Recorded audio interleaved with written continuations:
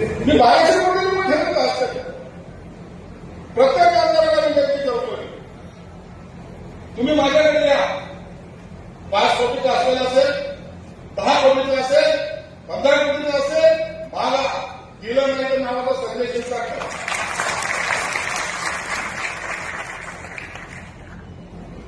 आपल्या बाबत चाललंय का? सरकारचा पैसा वापरायचा कसं एवढी अक्कल आपण ठेवायची, बाकी काय करायचं? फक्त वापरायचं कसं? दिमागपूर्वकाला घेऊन पाहिजे तर दिमागपूर्वक मी 1200 कोटी रुपये ठेवत असतात. प्रत्येक आमदाराला विनंती करतोय, तुम्ही माझ्याकडे या.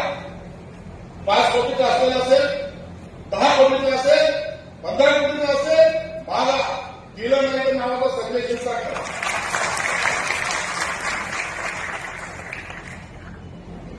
आपल्या बाबत चाललंय का? सरकारचा पैसा वापरायचा कसं एवढी अक्कल आपण ठेवायची, बाकी काय करायचं?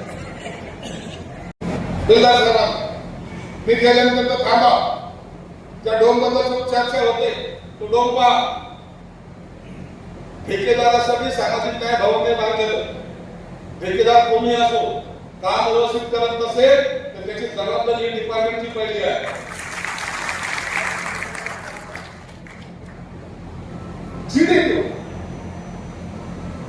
पैसे आपण देतोय ना, तुम्हाला फक्त कल्पनेचा वापर करायला काय फरक पडतो?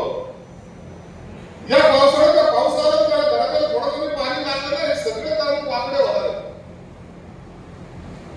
मी खात्याचा मंत्री असून सुद्धा एवढं स्पष्टपणे बोलतो. स्पष्टपणे बोलणं आपलं स्वभावच आहे.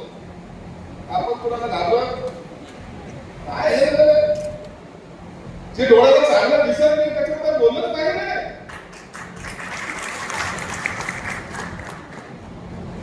लोकांच्या रोजीरोटीसाठी आम्ही हे काम काढलेलं नाहीये तर सर्वसामान्य कुटुंबातला माणूस या ठिकाणी जेव्हा येईल त्या टायमाला त्याला समाधान वाटलं पाहिजे की मी ज्या ठिकाणी चाललोय. सोबतच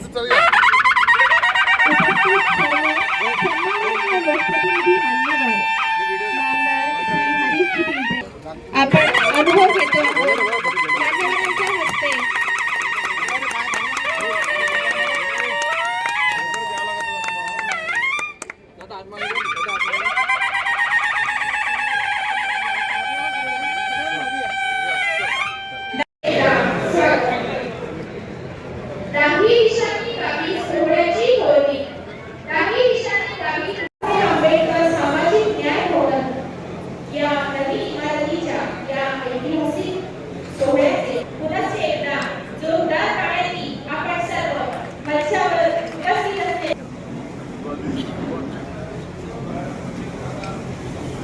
सोबतच या माननीय नामदारजी संजयजी सोबतच विशेष अतिथी शाही आहे माननीय श्री हरीजी सादिक खान पठाण, माननीय श्री